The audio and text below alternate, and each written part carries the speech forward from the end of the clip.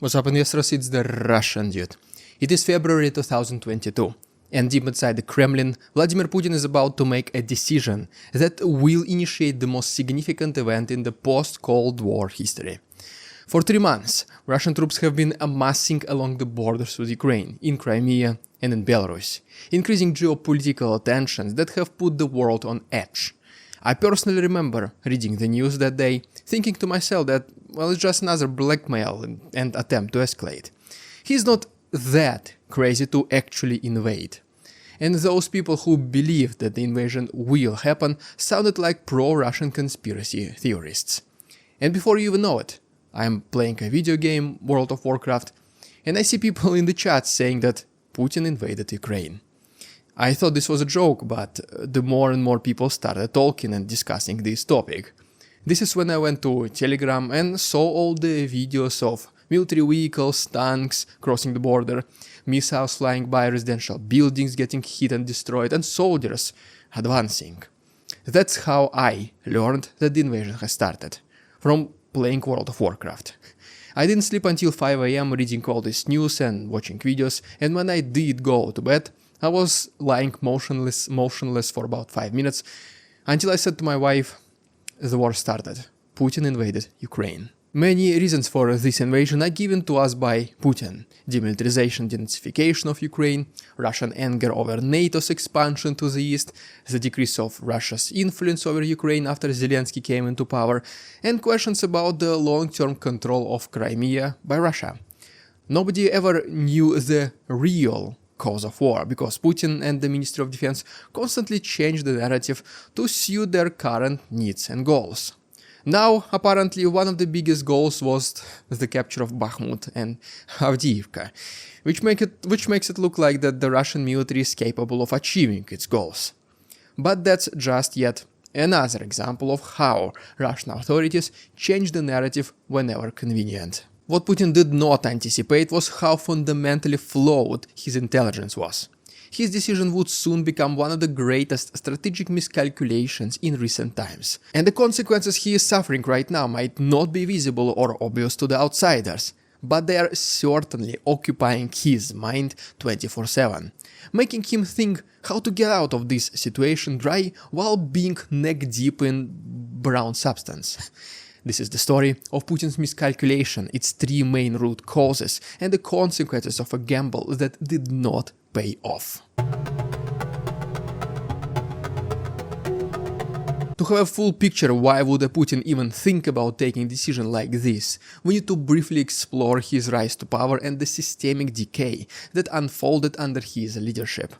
On December 31st, 1999, as Russia was preparing to celebrate the new millennium, Boris Yeltsin stepped down from the presidency, and Vladimir Putin, then a relatively unknown former KGB agent, assumed the role of acting president. 3 months later, Putin won the presidential election by a comfortable margin, and Russia received its new leader, a man who promised stability after a decade of turbulence following the collapse of the Soviet Union. At first, he was a very unassuming person, seemingly came out of nowhere and nobody knew much about him. But just like any other politician, he promised the best things possible. He was confident and the media loved him. This, by the way, is one of the reasons of his rapid rise to power. He quickly realized how much TV, radio and even early internet can do for a public persona. You can shape the perception of your character in any way you want through these measures of communication. That is why one of the very first things Putin started doing is to take full control over media, the destruction of opposition, limiting freedom of speech, and the encouragement of lavish praise of anything that he was doing. Putin was re-elected in 2004, but faced a constitutional roadblock in 2008. Which prohibited him from serving more than 2 consecutive terms. Rather than relinquishing power, Putin manipulated the system. He allowed Dmitry Medvedev to become president while he took the role of prime minister. On paper, Medvedev was the leader of Russia, but in practice, it was Putin pulling the strings. Russians knew it, well, since day one, it was that obvious. In 2012, Putin returned to the presidency thanks to a conveniently timed constitutional reform that allowed him to serve longer terms. Basically what happened is that randomly a loophole was found that allows 3 terms of presidency, as long as they're not 3 consecutive terms. What are the odds Putin got so lucky? This 3rd term is when Putin realized that it is now or never for him to act if he wants to stay in power forever. As a result, he systematically dismantled any semblance of demographic institutions in Russia. The media fell under state control, political opposition was neutralized, and institutions that could challenge his power were destroyed. This led to the emergence of an autocratic regime, in which dissent was either silenced or eliminated. Without anyone left to verify the legitimacy of the information, the quality of this very information even Putin personally received was radically compromised. Lies that were obvious previously became questionable, and questionable facts which suited the government became the truth. By the time he launched his invasion of Ukraine, Russia's institutions had decayed to the point that they were nothing more than tools for maintaining his power. Putin became completely unchecked with the reality moving forward, and this is the very first of 3 main root causes that made him so severely miscalculate the attack on Ukraine. The actual story of Putin's invasion of Ukraine begins with the faulty intelligence from the Federal Security Service, FSB, the successor to the Soviet KGB. When Putin started seriously considering the invasion, he turned to the FSB to assess 2 critical factors. First, how the West would react, and second, whether the Ukrainian people would resist or welcome Russian forces. Firstly, the FSB assured Putin that any Western response would be limited, citing the lack of decisive action by Western countries during the 2014 annexation of Crimea, which in return also invoked a false sense of confidence in Putin. Economic sanctions imposed then were insufficient to deter Russia, and the FSB assumed that the West's desire for confrontation remained weak. They also misjudged the impact of Germany's dependence on Russian gas, thinking it would keep Europe largely neutral. After all, yes, very few people in the West were even able to find Crimea on the blank map. The annexation was swift and relatively non-violent. The concept of green kind man appeared, which is radically different from Z-wearing orcs we see right now. Fake referendum results were quickly accepted and presented to the world as the will of Ukrainian people. And since there was not that much resistance from Ukraine itself, the world decided to sweep the problem under the rug, not willing to confront the second strongest military at that time. While the FSB findings were relatively accurate, the political leaders of other nations were also to blame. Because of their inactivity, Putin just got a slap on the wrist, and nothing more. Later on, this became a major contributing factor towards his second invasion of Ukraine, thinking that he can get away simply one more time. The FSB also assured Putin that Ukraine was divided and weak, and that any resistance would quickly crumble. The political divisions in Ukraine had long been a source of hope for Moscow. Eastern Ukraine, traditionally more aligned with Russia, had voted for pro-Russian candidates in the past, and the Kremlin believed this could still be leveraged in its favor. The FSB's analysis convinced Putin that the Ukrainian government was corrupt, its military was disorganized, and its people lacked the will to fight. However, these assessments were dangerously flawed. Ukraine had changed dramatically since 2014. A new sense of national identity has emerged following the Maidan revolution. Pro-Russian President Yanukovych got exiled, and the country had taken steps to modernize its military with Western assistance. Most importantly, President Vladimir Zelensky, despite his declining popularity before the invasion, proved to be an inspiring wartime leader. The intelligence Putin received was an embellished lie by his henchmen, who feared telling the truth, a common flaw in the authoritarian systems, which only exaggerated the informational bubble that Putin was living in. In his world, Russia was untouchable and he could do whatever he wanted. That's what his advisors kept telling him for over a decade, out of fear of losing their jobs, careers, or maybe even lives. Because when there is a choice to tell a sweet lie and make your boss smile, or to tell the truth, lose your job, just to be replaced by someone who will tell the same lie, well, the choice for corrupt, power-obsessed politicians is very obvious. Later on, when the lie escalates into a massive problem, they won't even need to solve it, because there is always someone to blame. As the saying in Russia goes, find me a man and I will find you a crime. This systemic failure to provide accurate information became the second root cause that would ultimately lead to a disastrous miscalculation on Putin's side. In addition to Putin's informational bubble, flawed intelligence and the fear of telling the truth, the Russian military's overconfidence also played a key role in this disaster. On paper, Russia's military appeared vastly superior to Ukrainian. Russia's defense budget dwarfed Ukrainian, it had more tanks, aircrafts and personnel, and it went through significant modernization efforts designed to leave behind the disorganized remnants of the Soviet military.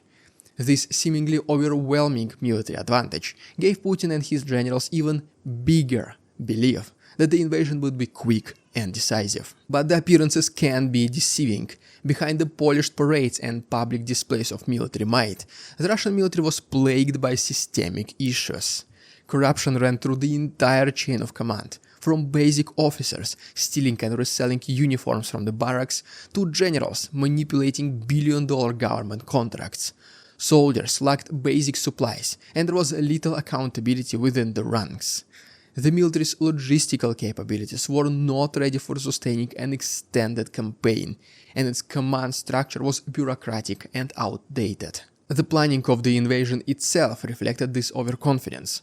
Russian forces were expected to quickly neutralize Ukrainian air defenses, take control of Kiev within days, and install a pro-Russian government. The invasion timetable was so optimistic that soldiers were given orders to bring their dress uniforms for a victory parade in Kiev. But as soon as the invasion commenced, the harsh reality set in. Ukraine's defenses were far more prepared than anticipated, and the Russian advance stalled. Poor logistics, insufficient supplies, and fierce Ukrainian resistance turned what's supposed to be a swift campaign into a prolonged confrontation. The Russian military's flaws, long hidden behind the facade of modernization, were exposed for the world to see. The failure to adapt to the new realities further compounded Russia's problems, as it became clear that the military had grossly underestimated Ukraine's response and overestimated its own capabilities. And this is the third root cause of a disastrous miscalculation by Putin. The false confidence in his own military, corrupted by nobody else other than Putin himself. These three main reasons of Putin's miscalculation lay in the very nature of the autocratic system he had created. When you want something, you have to give something back. That's how balance of nature works. If you want to rule forever, be prepared to accumulate problems that can end your regime in a matter of days. You can't have one and not the other.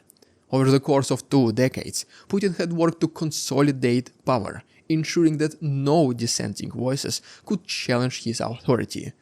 This drive for absolute control created an environment where only favorable information reached the top, and where advisors were incentivized to tell Putin what he wanted to hear rather than what he needed to hear. Obviously, problems started appearing immediately, but there was always this fate in the future that somebody else is gonna solve them or they magically disappear by themselves. The consequences of this dynamic were evident not only in the flawed intelligence, but also in the lack of preparedness and adaptability once the invasion began. Putin's circle of advisors, fearing repressions, failed to provide honest assessments. Military officials exaggerated capabilities, and the FSB downplayed the challenges. Even as evidence mounted that the invasion was not proceeding as planned, the Russian leadership hesitated to make necessary adjustments, largely due to the fear of admitting failure. The culture of fear extended beyond Putin's immediate circle. The entire Russian system had been molded to avoid scrutiny, with the media tightly controlled and dissenting voices silenced. Without independent oversight, there was no mechanism to hold the military or intelligence services accountable for their failures. The lack of transparency, paired with a culture that punished other ideas, meant that systemic problems went unaddressed, and by the time the invasion was launched, it was too late to correct the course. The outcome of this situation is very unappealing for Putin. He simply can't stop the war right now. He will never show himself as a weak person, and this is his major weakness. The longer the war goes on, the more Russian families are directly affected by it. For now, it is mainly poor and distant regions where almost every person has a friend or knows somebody who died in Ukraine. But as soon as this reaches major urban centers like Moscow and St. Petersburg, this is when the political unrest will escalate significantly. People will go to the streets, people will protest the mobilization, because they will know that going to Ukraine equals signing your own death sentence. And when there is a choice between facing your fears in the face of a police and literally dying in a foreign country, some opposition leaders will emerge. People will quickly realize that Putin is not as scary as he seems. After all, he's just a person, surrounded by his henchmen and guards, who most likely equally dislike him.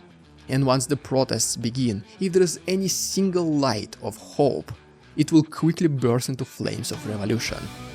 No matter how immovable some regimes might feel, they are not endless, and this dark page of Russian modern history will eventually turn. Well, there you have it, guys. Thank you so much for watching. If you enjoyed today's episode, please like this video, subscribe to my channel, because by the way, I saw that 45.3% of you are still not subscribed. If you wish to support my work, there are links down below. Thank you so much for watching. See you on Tuesday.